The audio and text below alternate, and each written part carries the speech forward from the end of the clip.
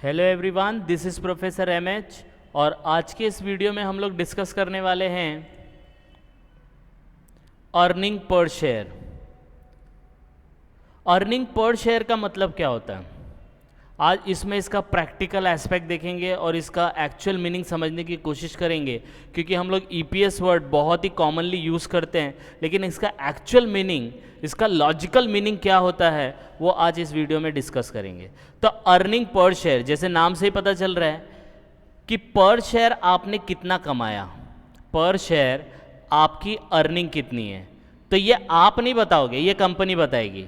कैसे बताएगी? तो earning per share is nothing but how much profit is earn by A share.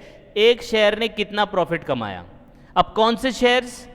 तो यहां पे हम लोग बात करेंगे इक्विटी शेयर। तो इक्विटी शेयर ने, हर एक शेयर ने कितना प्रॉफिट कंपनी में कमाया। तो कंपनी का जो प्रॉफिट होगा उसको हम लोग फाइंड आउट करने की कोशिश करेंगे कि उस प्रॉफिट के हिसाब से पर शेयर कितना प्रॉफिट हर एक शेयर ने कमाया है। हाँ, तो हर एक कंपनी हर साल हर क्वार्टर में प्रॉफिट कमाती है, राइट।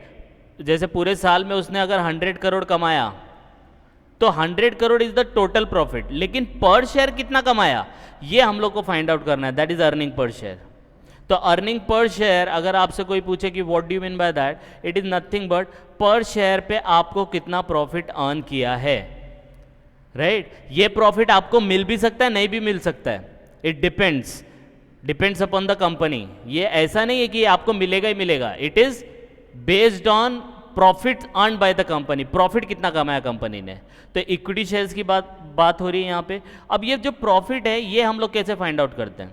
तो प्रॉफिट हम लोग कुछ इस तरीके से फाइंड आउट करते हैं। ईपीएस के लिए हम लोग पहले लेते हैं सेल्स। अब ध्यान से देखना कि कौन सा प्रॉफिट हम लोग बात कर रहे हैं। पहला क्या लेते हैं हम लोग? सेल्स लेते हैं। सेल्स के अंदर से जो सेल्स किया है उसका हम लोग कॉस्ट ऑफ गुड्स सोल्ड, जो भी आपने माल बेचा है उसका जो भी खर्चा है वो माइनस करो, तो आपको मिलेगा ग्रॉस प्रॉफिट। ग्रॉस प्रॉफिट मिलने के बाद आपके जितने भी ऑफिस रिलेटेड है, सेलिंग रिलेटेड खर्चे हैं वो माइनस करते हैं, तो हम लोग को मिलता है profit before interest, tax and preference dividend.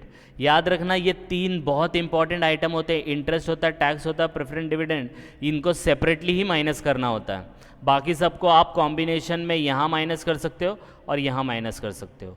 तो जैसे ही आपको net profit before interest, tax और प्रेफरेंस डिविडेंड मिला, एक एक करके माइनस करो। Less interest before tax and preference dividend, फिर टैक्स माइनस करो तो बिफोर प्रेफरेंस डिविडेंड, और जैसे ही आप प्रेफरेंस डिविडेंड माइनस करते हैं तो आपको मिलता है net profit available to owners, that is equity share holder, PAES।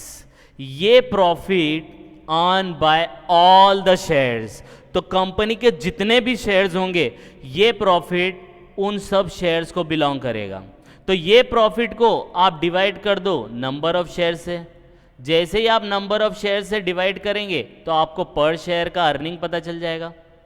आई बात समझ में? तो इस तरीके से अर्निंग पर शेयर निकाला जाता है। तो अर्निंग पर शेयर का मतलब होता है कि एक शेयर ने कितना प्रॉफिट कमाया। और प्रॉफिट कैसे फाइंड आउट करने का? ये पूरा सेल्स लेने का, जितना भी कंपनी ने सेल्स किया है, cash sales, credit sale, whatever sales it is, उसके अंदर से उस सेल्स का कॉस्ट, फिर उसमें से आपके ऑफिस के खर्चे, फिर इंटरेस्ट, टैक्स और preference dividend. Preference dividend minus करना ज़रूरी है। इसकी वजह से जो भी प्रॉफिट बचेगा वो हम लोग को बिलोंग करेगा इक्विटी शेयर होल्डर को। आई बात समझ में? यस और नो? तो ये जब प्रॉफिट आएगा इसको हम लोग डिवाइड कर देंगे टोटल नंबर से, टोटल नंबर ऑफ शेयर्स है, तो हम लोग को पर शेयर प्रॉफिट मिल जाएगा। तो यही इसका फॉर्मूला है। देखो, EPS is nothing but profit available to equity share holder, PAES, ये वाला, divide by number of equity share, तो आपको मिलेगा। तो अब यहाँ पे बोला गया है, जैसे यहाँ पे PAES कैसे निकालते हैं ये मैंने यहाँ पे एक्सप्लेन किया है, यहीं पे इसको फॉर्मूला वाइज यहाँ पे लिखा है। अब एक प्रैक्टिकल क्वेश्चन देख लेते तो आपको समझ में आ जाएगा। एग्जाम्पल है कि कंपनी ने अर्न किया profit after tax. After tax बोलेंगे तो ये वाला प्रॉफिट, ठीक है। आफ्टर टैक्स बोला ना, तो टैक्स माइनस करने के बाद कितना है? 1 लाख रुपये। प्रेफरेंस डिविडेंड कितना है? 25। तो प्रेफरेंस डिविडेंड ये वाला है तो माइनस होगा। नंबर ऑफ इक्विटी शेयर कितने? 75,000। तो जब 1 लाख माइनस 25,000 करेंगे डिवाइड बाय 7,500 तो 10 रुपीज़ आएगा। तो पर शेयर आपने कितना अर्न किया? सिर्फ 10 रुपये अर्न किया। पर शेयर आपने कितना अर्न किया, 10 रुपया अर्न किया। आई बात समझ में? अब समझ में आया कि what do mean by earning per share. तो कोई भी आपको पूछे अर्निंग पर शेयर, तो अर्निंग पर शेयर का मतलब होता है एक शेयर ने कंपनी में कितना पैसा कमाया, तो जो भी प्रॉफिट होगा, और वो प्रॉफिट कैसे निकालने का, यहाँ पे मैंने आपको सीक्वेंस बताया। ये प्रॉफिट को नंबर ऑफ शेयर से डिवाइड करो, आपको अर्निंग पर शेयर आएगा। आई बात समझ में? यस और नो? तो आप इस तरीके से फाइंड आउट कर सकते कंपनी कि कंपनी का अर्निंग पर शेयर ज़्यादा है कि कम है। अगर यही 100 रुपया 1000 रुपया होता तो इसका मतलब होता है कि कंपनी बहुत, एक शेयर के पीछे 1000 रुपया कमा रही है। अभी कितना कमा रही है? सिर्फ 10 रुपया। तो हाँ ठीक है, नॉर्मल कंपनी है। आई बात समझ में? तो this is all about earning per share. आप इसको गो थ्रू करो, कुछ लगता है कमेंट करने के लिए तो प्लीज़ कमेंट, जिससे हम आगे आने वाले वीडियो को और इम्प्रूव कर सके।